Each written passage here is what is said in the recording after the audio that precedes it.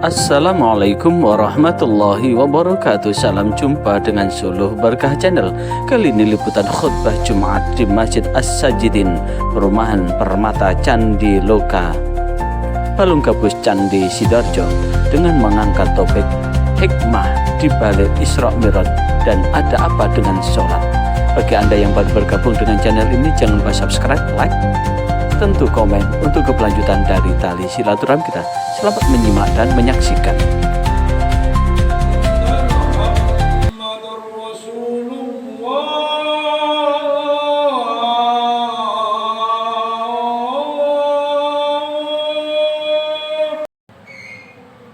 Alhamdulillah, alhamdulillahilladzi arsala rasulahu bil huda wa dinil haqq liyudhhirahu 'ala ad-din kullihi wa kafa billahi shahida. Asyhadu an la ilaha illallah wahdahu la syarika lah wa asyhadu anna Muhammadan 'abduhu wa rasuluh.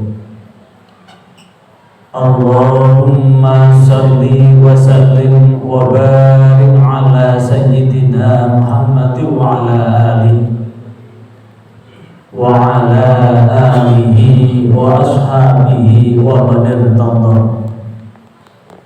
Amma ba'd, fa ya ibadallah, usikum wa iyaya bittaqwallah. Faqad fazal muttaqun. Faqala Allah Ta'ala fi kitabihil karim, a'udzu billahi minasy syaithanir rajim. Inna fi khalqis samawati wal ardi wa ikhtilafil laili wan nahari la ayatin li ulil albab. Wa qala Allah aidan, wa'mur ahlaka bis salati wastabir 'alaiha. La nas'aluka rizqan nahnu narzuquk wal 'aqibatu littaqwa. Ma'asyiral muslimin wa zumratal mu'minin rahimakumullah. Mari dalam waktu yang teramat singkat ini, pada hari Jumat yang bertepatan dengan tanggal 9 Januari 2026, yang sekaligus di bulan Komariah, saat ini sudah masuk tanggal 20 Rajab 1447 Hijriah, yang berarti 7 hari lagi kita semua akan sama-sama memperingati peristiwa agung, peristiwa Isra Mi'raj baginda Muhammad sallallahu alaihi wasallam. Dan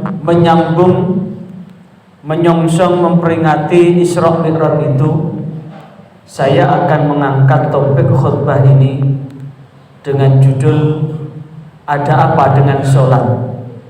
Apakah kewajiban atau kebutuhan? Ma'asyiral muslimin wa zumratal mu'minin rahimakumullah. Peristiwa Isra Mi'raj adalah diperjalankannya Nabi dari Masjidil Haram ke Masjidil Aqsa, dan dinaikkanlah baginda Rasul dari Masjidil Aqsa ke Sidratil Muntaha, yang diabadikan di dalam Al-Quran surah Al-Isra ayat 1, Subhanalladzi asra bi'abdihi lailan minal masjidil haram ilal masjidil aqsa. Maha suci Allah, zat yang telah memperjalankan hambanya dari Masjidil Haram ke Masjidil Aqsa dan seterusnya. Yang ini berarti Rasulullah diperjalankan antara jasmani, rohani, fisik dan non fisiknya ikut berjalan, yang sekaligus dinaikkan sampai ke Sidratul Muntaha, yang lokasinya di atasnya langit ketujuh dan perjalanan hanya semalam. Keseluruhan itu di dalam perjalanan Isra ditunjukkan berbagai macam iktibar. Dalam perjalanan Mi'raj dipertemukan dengan nabi-nabi terdahulu dari langit pertama hingga langit ketujuh, dan di langit keenam bertemu dengan Nabi Musa alaihissalatu wassalam. Dan Nabi Musa berpesan, jikalau nanti bertemu Allah sebelum turun ke bumi lagi, singgahlah ke sini, karena saat bertemu Allah, baginda Rasul langsung mendapatkan titah perintah sholat. Sholat ini adalah bagian yang tak terpisahkan dari kehidupan kita, sehingga Rasulullah sendiri menegaskan, awwaluma yuhasabu bil abdu yaumal qiyamah as-sholat. Pertama kali yang akan Allah perhitungkan pada hari kiamat adalah sholat. Idza saluhat, jikalau sholatnya baik, saluha sairu amali, maka akan baiklah amal yang lain. Wa in fasadat, jikalau sholatnya rusak, fasada sairu amali. Sehingga dengan hadis ini, sholat adalah ibarat wajah. Kalau tubuh kita adalah wajah, jikalau wajahnya baik, apapun yang ada yang berwujud dari kepala, dari wajah ke bawah, tidak akan nampak, karena yang dilihat adalah wajah. Begitu pula sholat ini adalah jikalau sholatnya baik, lainnya akan baik. Sehingga disebutkan di dalam ayat yang lain, innas sholata tanha 'anil fahsya'i wal munkar, sesungguhnya sholat dapat mencegah perbuatan keji dan mungkar. Namun pertanyaannya adalah kenapa? Maka tentu sholat ini ada dua-duanya wajib. Yang pertama adalah sholat maktubah yang kita kerjakan sehari semalam 5 waktu, dari isya, subuh, zuhur, asar, dan maghrib, yang kita singkat dengan Islam. Yang wajib bagi yang bernyawa, bagi yang hidup buat dirinya, selama dia tidak terhalang untuk menjalankan, yaitu dia sudah berakal, balik, maka walaupun sakit parah, tetap ada kewajiban untuk menjalankan sholat. Karena secara syarat sholat dikerjakan dengan berdiri. Jika berdiri tidak mampu, dengan duduk, duduk tidak mampu, dengan berbaring, berbaring tidak mampu, terlentang, dan jika terlentang sudah tidak mampu, baru disolatkan. Saat disolatkan itu ada sholat yang wajib, namun kewajiban itu disebut dengan fardu kifayah, yaitu sholat jenazah. Di mana sholat jenazah adalah sholat yang tidak ada rukuk, tidak ada iktidal, tidak ada sujud, tidak ada duduk di antara dua sujud, dan tidak ada sujud kembali, hanya berdiri dan diiringi dengan 4 kali takbir. Bahkan sebagian di antara kita ada yang sholat jenazah tidak pakai ngangkat tangan sama sekali, dan itu tidak salah. Dan ada di antara kita setiap takbir kita mengangkat tangan, dan itu juga tidak salah. Karena sholat jenazah adalah sholat yang dilakukan oleh orang hidup buat orang yang sudah meninggal, sebagai bagian doa buat orang yang meninggal dan doa buat orang yang hidup. Kenapa? Karena di rakaat pertama, di takbir pertama baca Fatihah, takbir kedua baca sholawat, takbir ketiga adalah doa buat mayit, dan takbir keempat adalah doa buat dirinya, yang keseluruhannya tanpa gerakan. Dan inilah yang sesungguhnya menunjukkan di mana Allah sudah menegaskan, inna fi khalqis samawati wal ardi wa ikhtilafil laili wan nahar la ayatil lil albab.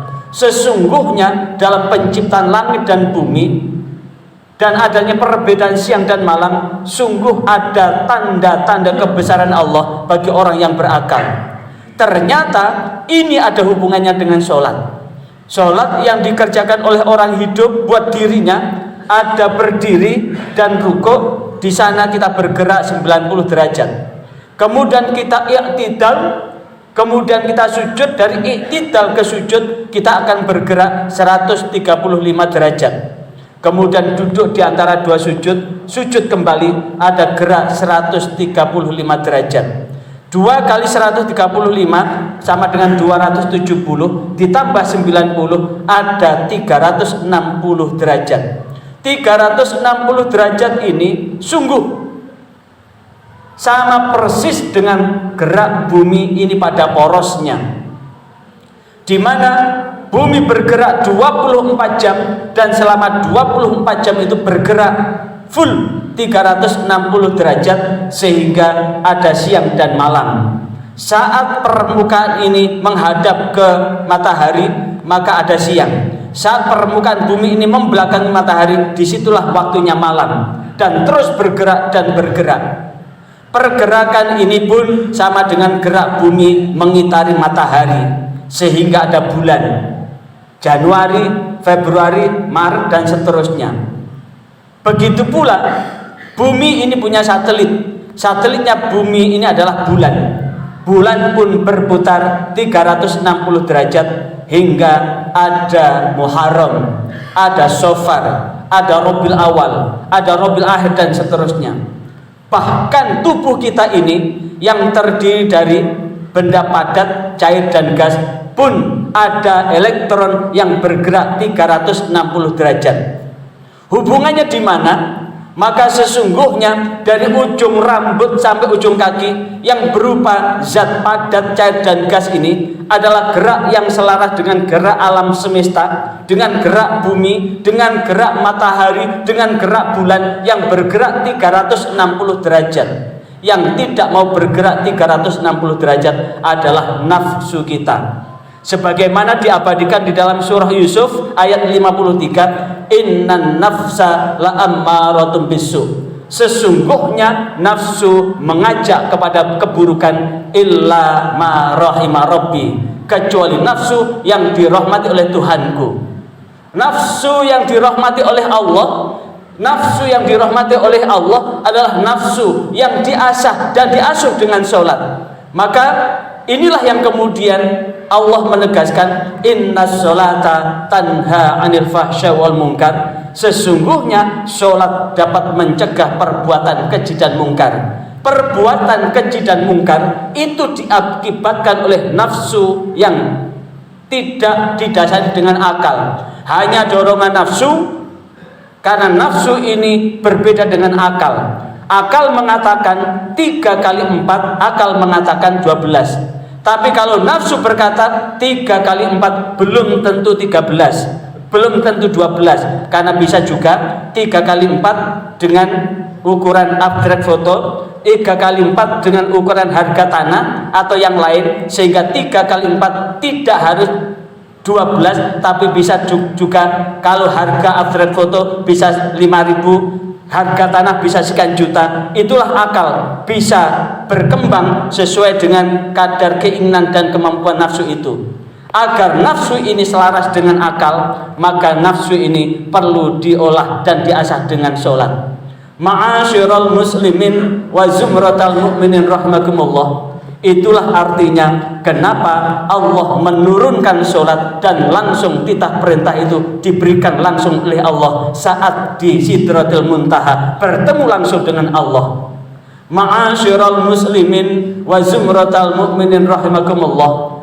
Gerak keseluruhan itu disebut dengan gerak bertasbih. Karena dari berdiri ke rukuk ada tasbih, dari iktidal ke sujud ada tasbih, dari itu semua yang disebut dengan gerak bertasbih. Sehingga dapat disimpulkan jika seluruh makhluk Allah ini bertasbih kepada Allah, mensucikan Allah, maka niscaya seluruh langkah ini akan teriring dengan hidayah dan taufik dari Allah, dan itu ada pada sholat. Ma'asyiral muslimin wa zumratal mu'minin rahimakumullah. Karena itulah Allah memerintahkan kepada kita semua di dalam surah Toha ayat 132, wa'mur ahlaka bis sholat wastabir 'alaiha. Perintahkanlah kepada keluargamu untuk menegakkan sholat dan sabarlah ketika memerintahkan sholat. Ternyata ini ada hubungannya dengan surah At-Tahrim ayat 6, ku anfusakum wa ahlikum naron. Jagalah diri kamu dan keluargamu dari api neraka. Jaganya dengan apa? Dengan jaga sholat. Karena itulah mudah-mudahan dengan khutbah ini Allah membimbing kita semua untuk menepati apa yang didoakan menjadi doa Nabi Ibrahim alaihissalam dengan doa Rabbi ja'alni muqimas sholati wa min dzurriyyati Rabbana taqabbal du'a. Barakallahu wa lakum fil Qur'anil azim wa nafa'ani wa iyyakum bima fi minal ayati wa dzikril hakim. Aqulu qouli hadza astaghfirullahal azim innahu wal ghafurur rahim.